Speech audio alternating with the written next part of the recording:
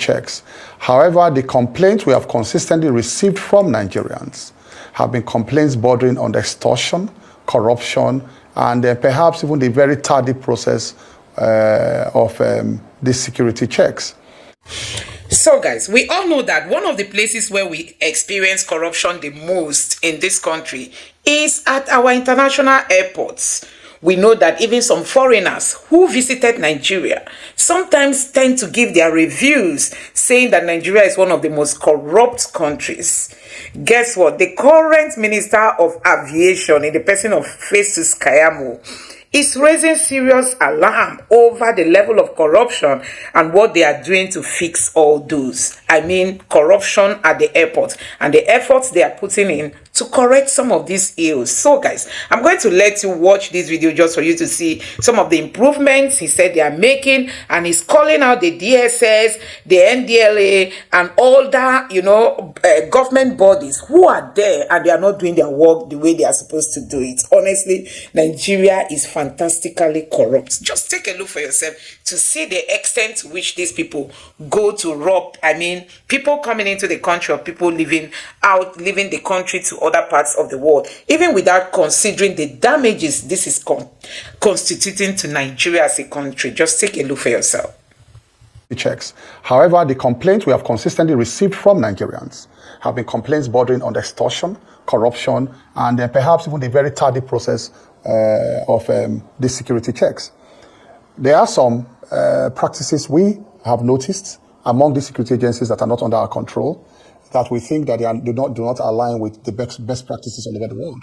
We all travel around the world and we see how checks are conducted at international airports across the world. And we felt that these are the practices that we needed to address. And these measures are aimed at addressing corrupt practices, especially illicit activities, and also to enhance customer experiences at our airports.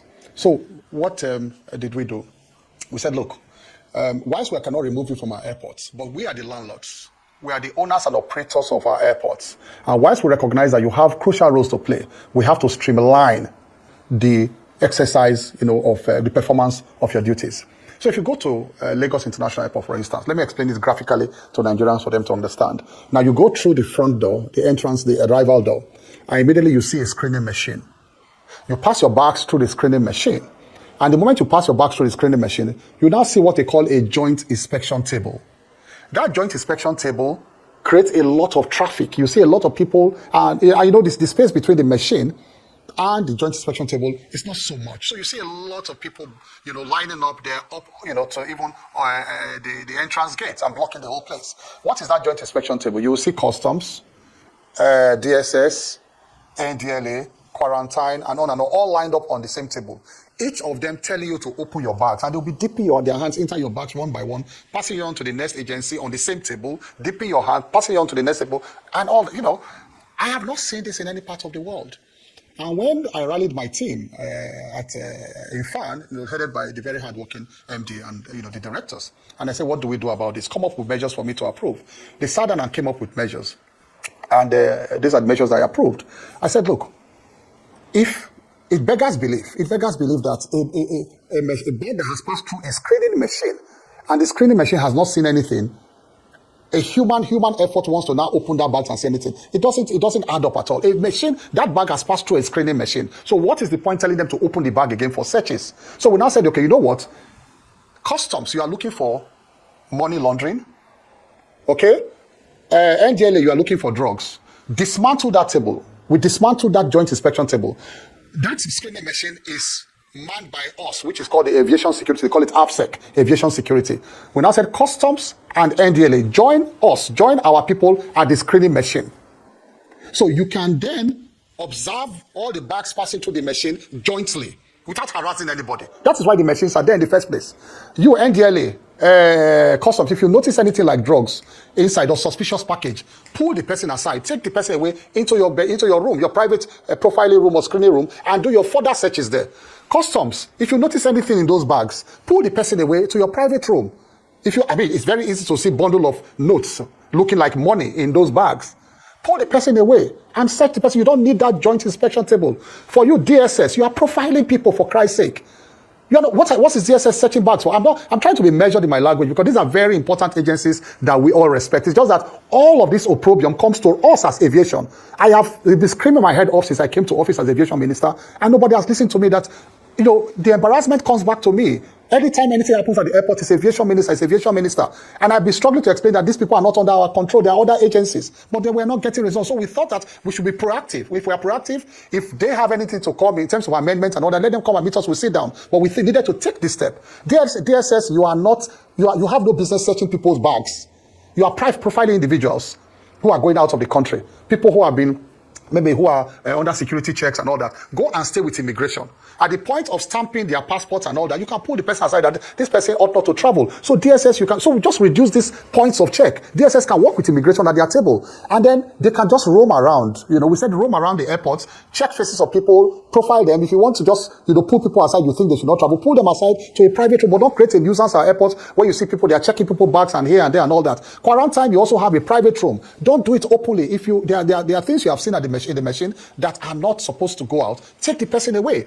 Now, for the customs, a very tricky issue because customs are telling us that there are some exportable items by their law that things that should not be exported, apart from money laundering and all of that they can see at the machines. But you know, we have gone around the world. You see signages everywhere when you go things to declare, things not to declare. That's what we see when we go around the world. Customs, so why can't you do the same thing? And then it is actually for arriving passengers, you see things to declare, things not to declare. This issue of exportable items, it is actually the country you are flying into that should be more concerned about the things you are bringing into their country. Not us concerned about what you are taking out of the country. You are going out of the country, their principal duty is actually money laundering, which can be seen, you know, at the screens. So we said customs, we are still trying to sort out this issue with customs. It's not over, but we know they have a duty to perform. We respect them. They are a very critical agency, at our borders. But we are trying to streamline these procedures to ensure that we align with international best practices. So we had to roll out these measures to reduce the stress that our passengers go through, and to make our airports more customer friendly, because it's a very customer centric environment that we need to, make and enhance, try to enhance experience of passengers at this entry point. I'm going to talk about the airport marshals very soon because they are to complement these efforts we are making. Because these airport marshals will come, so in many cases, they are, public spirited individuals. They will watch these procedures at these peak hours, and so many other things they'll do for us at the airports. Public spirited individuals, like we have, the road marshals, the voluntary road marshals, too, at the Federal Road Safety Commission of Nigeria. Honorable Minister, what is all this idea about going to do it private and all? These things are in the public domain. So for us, it is important that we speak with Nigerians, talk to Nigerians, and then for them to know that we are making some effort. You see, like I said, it's a very customer-centric environment. So customers must know that we are taking these steps to address their complaints, because if we don't do that, then they all comes back to us, and especially my desk, to say we are not doing anything about their complaints. So it's high time we went public to say, look, this is what we are doing. And then to sound out a note of warning to these other agencies that the airports it's not a place for you to come and make money. Do you know what normally happens? Like I said with all respect, it's not that all our agencies are bad. Even aviation security, under me, we have bad eggs amongst them. So we are not just shaming other agencies. Our own aviation security, we also need to weed out bad eggs. But the point is that every agency in Nigeria, go and ask them. They'll be calling politicians, calling contacts to say, can you ask my boss to post me to the airport? And you ask yourself, why are they all rushing and hustling to come to the airport? Because it's a place for them to make money. You will see somebody call you, say, I beg, talk to my commander, talk to my controller. Please, I want to be posted here. I want to be posted there. 2 weeks ago, I had to call somebody. I said, why are you not of this rank already? First of all, you were struggling to get to this rank. You are now in this rank. They promoted you. He said, the next thing is a juicy posting. What's the meaning of juicy? Juicy posting is to harass Nigerians and collect monies from them. So, look, in terms for issues of corruption, we must learn to name and shame openly. And it's important that for us in aviation, we put our cards on the table and let Nigerians know that on our part, we have done our bit. We are struggling for survival in terms of doing our jobs as much as the president expects us to do our jobs. So we must let Nigerians know that we have done our bit. So I think it is not, if you please permit me, it is not an issue that we need to start talking under the table at this point. We need to learn, and that is what we have done in aviation. Let the other agencies come and observe themselves that it is not our officer, or it is this officer that is doing it. So that is what I think we have done. For the airport marshal, because I think you intertwined it with that question, we now know we need help. Because people will normally rely on their hard working, I tell you, our airport managers and all of that, our officers. But then, In many cases, they get too comfortable with their environment. They get intimidated by even the kind of caliber of people that come to the airports and all of that. So what have we done? We said, look, we need help. We are just talking about one airport now, which is the major international gateway. But there are 23 federal airports in the country and other 10 other local state-owned airports or owned by other national or other subnationals or other individuals. There are about 33 airports on the whole. We can't be everywhere at the same time. And so what we now need Nigerians to be involved in governance. This is the whole idea of Nigerians to be involved in governance. And the first thing I did, when I sat with my team, I said, in that 3-man team that will carry out sting operations and go and observe, we must have a journalist. A grounded journalist or a journalist that operates with a well-known media outfit so that they can help us expose corruption. We want to make ourselves open for scrutiny. I've been calling up a few friends in the media house, even in Arise, and say, look, come and help us in this airport, Marshal. Of course, we'll assist them in terms of, logistics and all of that. We're going to assist them. Some token for their logistics, but at this point, we need help. It's a second layer of supervision we are bringing around all our airports. Let Nigerians know that we are doing our best. Perform your duties well as a public officer. It doesn't mean that you are going to solve all the problems in one day. We still have so many problems in all the sectors in Nigeria. But most of the ministers are doing well. There are ministers that have identified their problems, have set out clear directions as to how they will address these problems. And they are following those directions clearly for Nigerians to see that they are trying to address the problem. That's what we are doing in the aviation sector. It's not that we have solved all the problems. There are other problems in the aviation sector. But Nigerians know that we have clearly identified these problems and we are trying to address them frontally, for us to solve them and satisfy the Nigerian people. Thank you very much, sir. Again, I would like to commend you, as both Steve and Oji have done, for you taking these steps, and also the fact that you want to flush out corruption. As you said, there shouldn't be any juicy appointments. But I wanted to also follow up on something that I haven't heard about in a long time, which is a national air carrier. Is that one of the new things that you would be working on after the previous unsuccessful attempts of Nigeria to set up an air carrier? And if we're going to hear anything in the public about the investigation into why Nigeria Air launched on the 27th of May 2023, and we saw no flights come after that.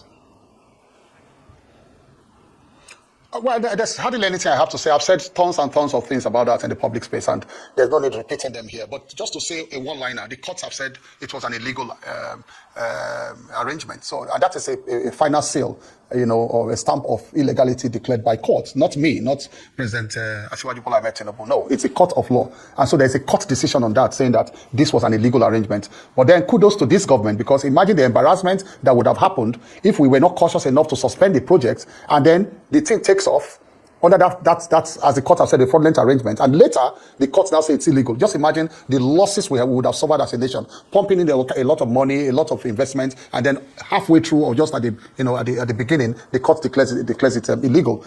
Yes, so guys, if we can fix this country, to this level that this minister is talking about, Festus Keyamo has not always been that man you should praise, because the way he fights during election, sometimes you tend to ask if he even has integrity. This APC cabals. But since he's taking some good moves, we still have to applaud him. And when he goes wrong, we still have to call him out. But at this time, I think he's doing some things that are good.